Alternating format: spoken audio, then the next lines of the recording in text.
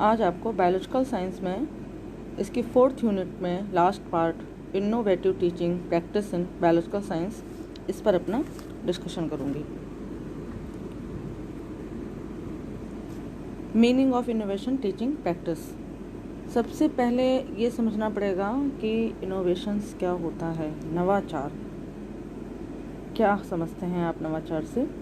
ये एक ऐसा कॉन्सेप्ट है, एक ऐसा थॉट है, एक ऐसा विचार है जिसमें हम कहीं ना कहीं कुछ नवीनता का अनुभव करते हैं, है ना। ये एक प्री प्लान्ड एक स्पेशल चेंज है ना, जिसमें बहुत सारी उसकी क्वालिटीज़ रहती हैं, उसमें विशिष्टताएं रहती हैं, उसके कुछ गुण उसमें रहते हैं, और जिसका उद्देश्य क्या है कि जो भी हमारी प्रेजेंट टाइम की सिचुएशंस हैं उसमें कोई ना कोई रिफॉर्म करना, कोई सुधार करना, ठीक है ना। यानी एक डेफिनेशन के रूप में कहें तो नवाचार नवीन व पुरातन का एक ऐसा संगम है जो एक नवीन इकाई के रूप में अपनी विशिष्टताओं के साथ प्रकट होता है। अब अगर इसी डेफिनेशंस को अगर हम साइंस के टेक्नोलॉजी के फॉर्म में कहें तो innovation is the introduction of new ideas, method और device in curriculum, educational administration. यानी कि आप ये समझ लीजिए कि नवाचार के माध्यम से हम नई तकनीकों को एक तरह से बढ़ावा देते हैं। जैसे कि आप जानते ही हैं कि एक विद्यालय में जो भी करिकुलम चल रहा है, जो भी टीचिंग मेथड्स चल रहे हैं, जो भी एक्सपेरिमेंट्स हो रहे हैं, जो भी म्यूज़ियम्स हैं, जो भी विज्ञान क्लब की स्थापना की गई है, तो उन सबको हम टाइम टू टाइम करते हैं, लेकिन वो अपने आप में पर्याप्त नहीं है बायोलॉजिकल टीचिंग्स की बहुत अधिक उसको स्पेशल बनाने के लिए। तो इसमें राष्ट्रीय शिक्षा नीति ने 1986 में विज्ञान शिक्षा को थोड़ा सा और मजबूत बनाने के लिए, कि विज्ञान शिक्षा को और भी ज़्यादा समुन्नत बनाने के लिए प्रयास किया, और इस तरह से उन्होंने ये रखा कि नवाचार जो है वो पाठ्यक्रम, शैक्षिक प्रशासन में नूतन विचार, विधि और युक्ति का परिचायक है। ऐसा उन्होंने शिक्षा शब्दकोश में ऐसी डेफिनेशंस उन्होंने दी। अब हम बात करते हैं कि कौन कौन से हैं प्रमुख नवाचार, मेन इनोवेशंस कौन कौन से हैं प्रेजेंट टाइम पे। तो है team teaching, programme teaching, seminar, micro teaching, skills teaching, computer assisted teaching. जिसमें से अभी आज के लेक्चर में आपको टीम टीचिंग और सेमिनार्स के उसमें मैं डिस्कस करूँगी, और जो इसके नेक्स्ट आपको मिलेंगे लेक्चर उसमें बाकी का भी कवर हो जाएगा। अब हम आज सबसे पहले बात करते हैं टीम टीचिंग, जिसको कि टोली शिक्षण भी कहा जाता है। तो ये टोली शिक्षण कहाँ से आया, सर्वप्रथम जो है ये बात कहाँ से चली, तो 1955 में संयुक्त राज्य अमेरिका के हार्वर्ड विश्वविद्यालय में इसको सबसे पहले यूज़ किया गया, और उसके बाद शिकागो विश्वविद्यालय के एक प्रोफेसर थे फ्रांसिस चेज, उन्होंने भी शिक्षण को जो है बहुत इफ़ेक्टिव बनाने के लिए टीम टीचिंग को अपने उसमें यूज़ किया, और 1960 के बीच में ब्रिटेन के जे फ्रीमैन ने भी इसे और अधिक विकसित किया। तो टीम टीचिंग का मेन जो फॉर्मेट है, जो मेन बात है उसमें ये है कि इसमें 2 या 2 से अधिक टीचर आपस में कोऑर्डिनेट करके एक ही कक्षा में किसी एक विषय को और शिक्षण को बहुत इफ़ेक्टिव बनाने के लिए कुछ ऐसी शिक्षण संबंधी प्लानिंग करते हैं, उनको एग्जीक्यूट करते हैं और इवेलुएट करते हैं। जैसे कि सपोज़ कोई साइंस का एक टॉपिक लिया गया और उस पर कई एक्सपर्ट आपकी क्लास में आए, और उन्होंने उनमें से 4-5 जो एक्सपर्ट्स थे उनमें से हर किसी ने उसी एक टॉपिक को अपने अपने एक निश्चित, किसी ने इंट्रोडक्शन, किसी ने उसके दूसरे पार्ट को, फिर किसी ने उसकी इम्पोर्टेंस को अलग अलग डिस्कस किया।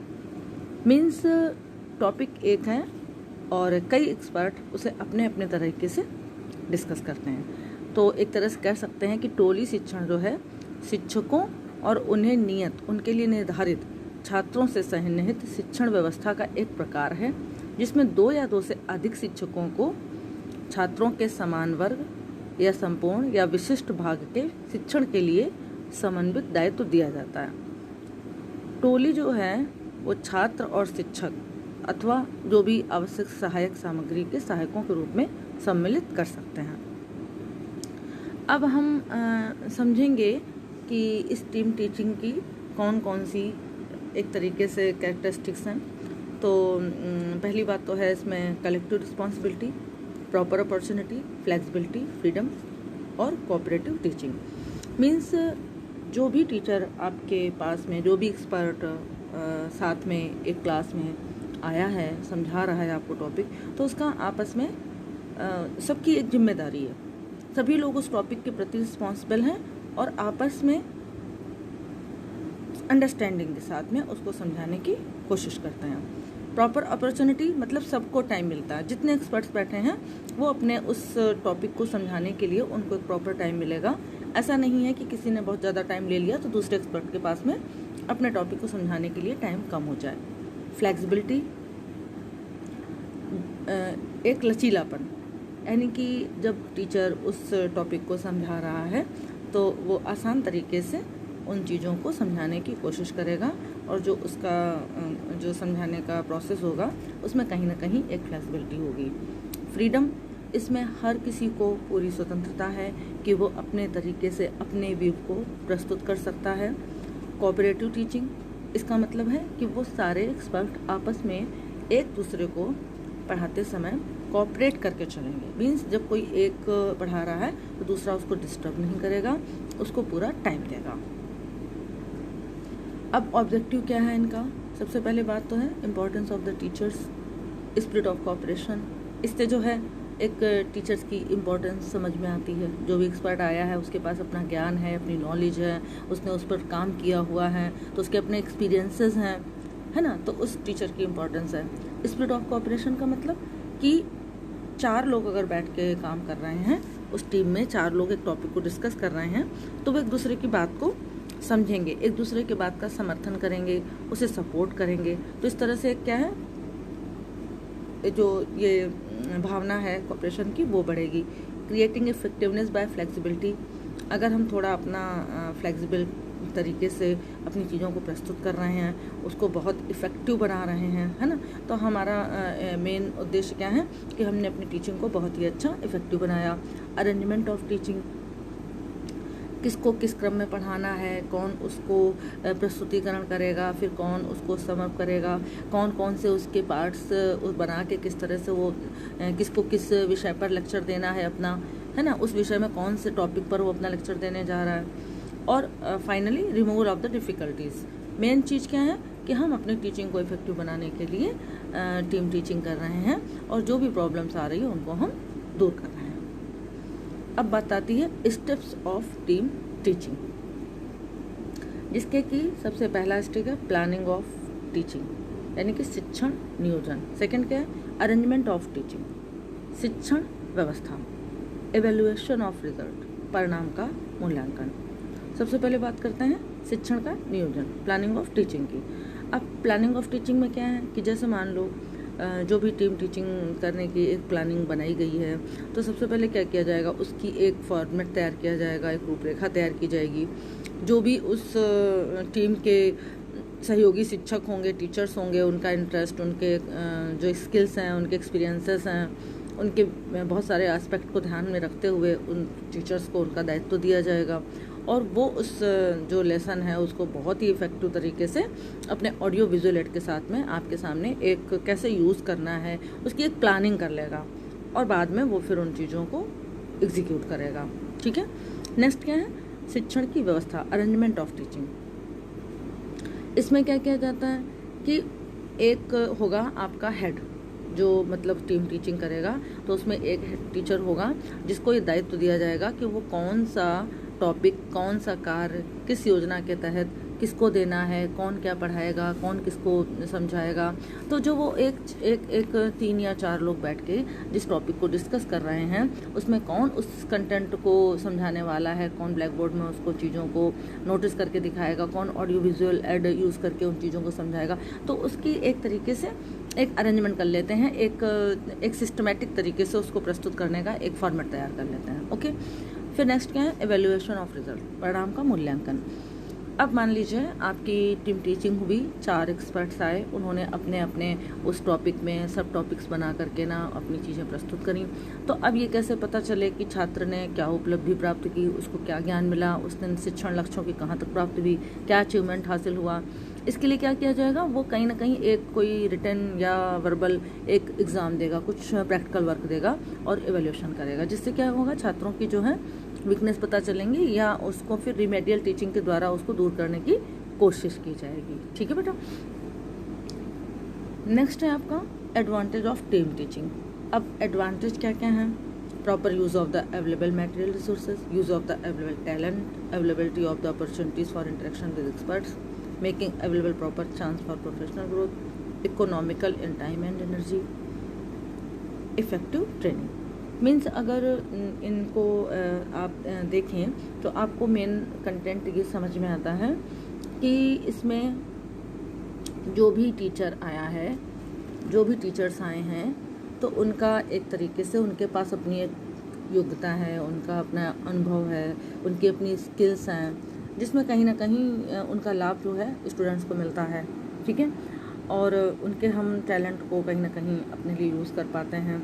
एक अपॉर्चुनिटी मिलती है कि हमारा इंटरेक्ट होता है इतने बड़े बड़े एक्सपर्ट से, हमें एक मौका मिलता है कि हम उनसे अपनी बात को, अपने क्वेश्चंस को पुटअप कर सकते हैं, अपनी बात उनसे पूछ सकते हैं, उनके ज्ञान से हम कुछ अपना ज्ञान बढ़ा सकते हैं। ठीक है ना।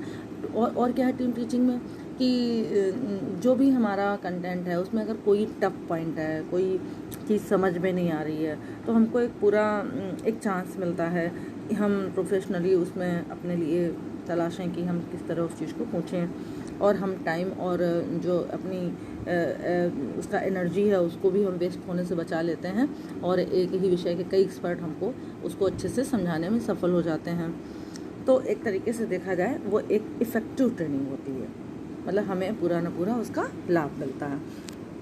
इसमें कुछ लिमिटेशंस भी होती हैं इवन, जैसे कि जो टीम टीचिंग है उसमें क्या है कि अगर सदस्यों के अंदर सहयोग की और सामंजस्य की भावना नहीं है तो फिर वो शिक्षण उपयोगी नहीं रहेगा, है ना। अगर प्रशासन का सहयोग नहीं मिल रहा है टीम टीचिंग में, हमें कॉलेज की तरफ से कोई एक प्रस्तुत करने का फॉर्म वो नहीं मिल पा रहा तो भी प्रॉब्लम होगी एग्जीक्यूट करने में उस प्लानिंग को, या जो विषय विशेषज्ञ हैं, जो भी एक्सपर्ट्स हैं, उनमें किसका चयन किया जाए इसको भी समझना पड़ता है।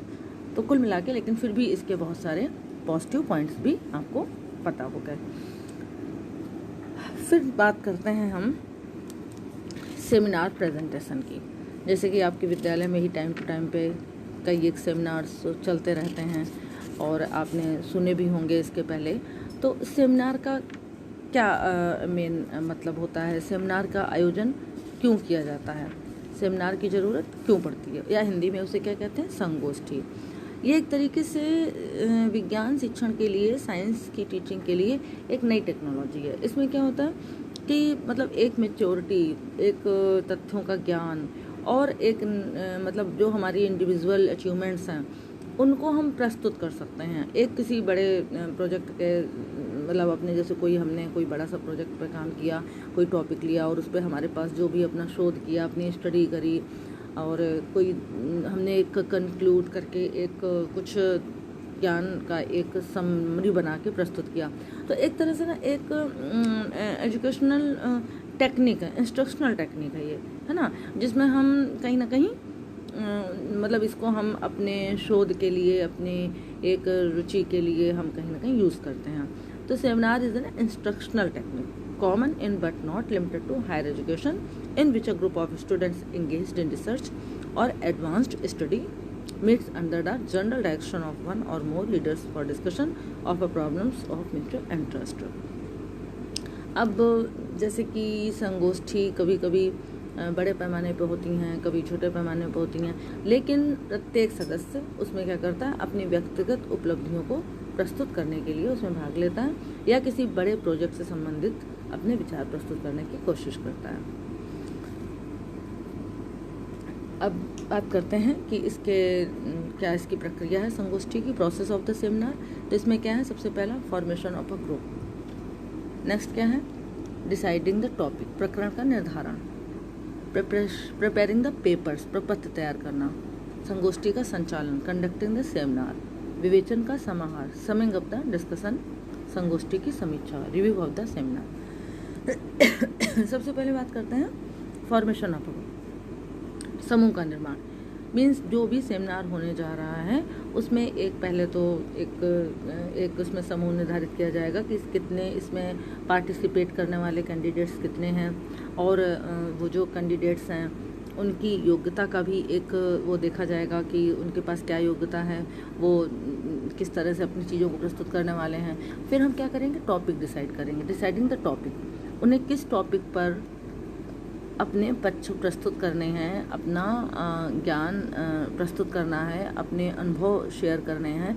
तो वो सब चीज़ें एक तरीके से उनको एक टॉपिक मिलेगा कि इस टॉपिक पर उनको अपनी अध्ययन और विवेचन की उनसे अपेक्षा करी जाती है कि वो उन चीज़ों को बताएं, और साथ में एक रेफरेंस लिस्ट भी देता है कि हमें ये पता होना चाहिए कि हमने ये सारी चीज़ें कहाँ से ली हैं, किसकी जानकारी मतलब उसको देनी पड़ती है। ठीक है, जो भी सेमिनार में अपने टॉपिक को बोलने वाला होता है। फिर क्या करते हैं, प्रिपेयरिंग द पेपर्स। अब जो भी उस सेमिनार में पार्टिसिपेट करने वाला है तो वो क्या करेगा, एक तरीके से एक अपना पेपर तैयार करेगा और वो अपनी उस प्लानिंग को पहले से बना के रखेगा। फिर जो भी लोग भाग ले रहे होंगे, पार्टिसिपेट कर रहे होंगे, उनको भी उस पेपर को प्रस्तुत करेगा और ये मान के चलेगा कि वो अपनी जो पेपर प्रेजेंट करने वाला है तो वो उसका एक पूरा फॉर्मेट तैयार करके रखेगा। कंडक्टिंग द सेमिनार, संगोष्ठी का संचालन से क्या मतलब है कि जो भी मान लो 4 या 5, 6 कितने भी लोग अपने पेपर लिख के लाए हैं, मतलब अपना पेपर प्रेजेंट करने वाले हैं, तो ज़रूरी नहीं है कि उनको पूरा पढ़ा जाए, क्योंकि वो पहले ही वो अपने पेपर्स को डिस्ट्रीब्यूट कर चुके हैं। तो वो अपनी एक समरी बना करके ना या मेन पॉइंट्स को वहाँ पर डिस्कस करते हैं और पूरा टाइम दिया जाता है कि उस सेमिनार में बाकी लोग उनके जो डाउट्स हैं वो क्लियर कर सकें, उनसे क्वेश्चंस कर सकें, उनके क्वेश्चंस का वो आंसर बता सकें। मतलब कुल मिला के जो भी समस्या है उस पर वो पूरी तरह से पार्टिसिपेट करते हैं आपस में। ठीक है ना, मतलब स्टूडेंट्स भी पार्टिसिपेट करते हैं, जो भी सेमिनार देने जो लोग एक्सपर्ट्स आए हैं, जो अपनी बात कहने आए हैं, तो उनसे हम डिस्कशन भी कर सकते हैं। जो श्रोता सदस्य हैं वो भी डिस्कशन कर सकते हैं। विवेचन का समाहार, summing of the discussion. Last में अपने पेपर की मेन पॉइंट्स बताने के बाद में वो उसको कहीं ना कहीं समरी करके ना पूरा कंक्लूड करता है कि हाँ, हमने इन चीज़ों को, ये हमारी मेन थिंग थी और ये हमारा फाइनली ये हमारा कंक्लूजन है। ठीक है, फिर है समीक्षा, रिव्यू ऑफ द सेमिनार। अब जब ये संगोष्ठी की समाप्ति हो जाएगी तो फिर उसकी एक समीक्षा की जाएगी ताकि और उसके स्तर में सुधार किए जा सकें। जो सेमिनार रखा गया है उसमें और अधिक जो सुझाव मांगे जाएंगे ताकि उसमें अगर कोई कमी रह गई हो तो वो भी दूर की जा सके। ठीक है, स्टेप कौन से हैं, selection and presentation of the topic और प्रॉब्लम। सबसे पहला तो यही है कि किस समस्या का चयन करना, किस प्रकरण पर उसे प्रस्तुतिकरण करना है, वो कौन से टॉपिक पर अपनी या कौन सी प्रॉब्लम पर अपना जो है सेमिनार प्रेजेंट करने वाला है, अपनी बात रखने वाला है। ठीक है, फिर है आपका पेपर रीडिंग। अच्छा, जैसे मान लो सिलेक्शन ऑफ द टॉपिक में क्या है कि जैसे मान लो हम कोई भी टॉपिक ले सकते हैं। सपोज जैसे कि प्रकृति के संसाधनों का उपयुक्त प्रकार से संरक्षण, वो साइंस का कोई भी टॉपिक हो सकता है ना। सूक्ष्म जीव, विषाणु, अन्य कीट, जैसे आजकल के टाइम पे तो कोरोना का ही इतना सब कुछ चल रहा है, तो हम कोरोना को ही अपना टॉपिक बना सकते हैं कि कोरोना के क्या साइड इफ़ेक्ट्स हैं, या कोरोना और वैक्सीन, इनमें कैसे एक तरीके से हम अपनी तरह से चीज़ों को प्रेजेंट कर सकते हैं। मतलब जो हम टॉपिक ले रहे हैं वो कोई भी करंट की समस्या हो सकती है, कोई भी हमारा साइंस का अच्छा सा टॉपिक हो सकता है। अब हम उसे डिवाइड भी करते हैं, अगर हमारा जो टॉपिक है उसे हम यूनिट्स सब यूनिट्स में भी डिवाइड करते हैं। ठीक है, फिर आपका है पेपर रीडिंग। पेपर रीडिंग का मतलब आप जो भी आपने अपना पेपर तैयार किया हुआ है उसको डिविजन्स में रखते हुए सब डिवाइड किया हुआ है, उसमें आप अपने विचार को प्रस्तुत करेंगे और पॉइंट वाइज चीज़ों को बोलने की कोशिश करेंगे। मतलब हम जो भी बोलने जा रहे हैं उसका एक हम पहले एक फॉर्मेट बना लेंगे कि हमें कौन कौन से पॉइंट्स पर अपना सबसे ज़्यादा फोकस करना है, और उसके लिए उसे जो भी हमें टीचिंग एड चाहिए, जैसे प्रोजेक्टर चाहिए, स्लाइड चाहिए, ट्रांसपेरेंसी में दे रहा है, तो वो सब उसको पूरी एक तरह से सहायता दी जाती है। ठीक है, फिर आपका कार्यवाही का अभिलेखन, रिकॉर्डिंग ऑफ द प्रोसीडिंग्स। अब जो भी चीज़ें हैं आप डिस्कशन करोगे, उनका सामान्यीकरण करोगे, ठीक है ना, उनका रिकॉर्डिंग करोगे। रिकॉर्डिंग हम क्यों करते हैं, क्योंकि जैसे मान लीजिए आपने किसी चीज़ का सेमिनार पे कोई पेपर तैयार किया और आपने उन चीज़ों को प्रस्तुत किया। अब आप जानना चाहते हो कि आपने कौन कौन सी गलतियाँ की हैं, तो उस जो सेमिनार की आपकी जो समस्त चीज़ें हैं, सारी जो आपने चीज़ें की हैं, एग्जीक्यूट की हैं, उनको क्या करेंगे, वीडियो रिकॉर्डिंग कर लेंगे उनका, ताकि हम फिर उनको देख करके बाद में एवेल्युएट कर सकें कि कौन कौन से सुधार किए जा सकते हैं, कहाँ आपसे गलतियाँ हो गई हैं। ठीक है, अब बात करते हैं लास्ट वन कि इसके क्या मेरिट्स हैं संगोष्ठी के। तो उसमें ये छात्रों के लिए बहुत उपयोगी होती है, इससे बहुत उसका मौलिक चिंतन विकसित होता है, उनका नॉलेज बढ़ता है, उनके अंदर लेक्चर देने की एक तरह से ना उनके प्रेजेंटेशन में एक अच्छी सी मतलब विकास होता है ना, उनका इंटेलेक्चुअल लेवल डेवलप होता है, उनको अपने विचारों को व्यक्त करने की क्षमता बढ़ती है, और कहीं ना कहीं एक तरह से जब कोई चीज़ तर्क से हम प्रस्तुत कर रहे होते हैं और उसमें कोई डिस्कशन होता है तो हमारी नॉलेज को और भी अधिक बढ़ाता है, और कभी कभी हम किसी बहुत बड़ी कठिन समस्या का हम डायग्नोस भी कर लेते हैं, हम उसका समाधान निकालने की कोशिश करते हैं। इस तरह से आज आपको हमने 2 चीज़ें डिस्कस करी। अब नेक्स्ट हम आपका इंस्ट्रक्शनल लर्निंग स्टार्ट करेंगे। Okay, thank you.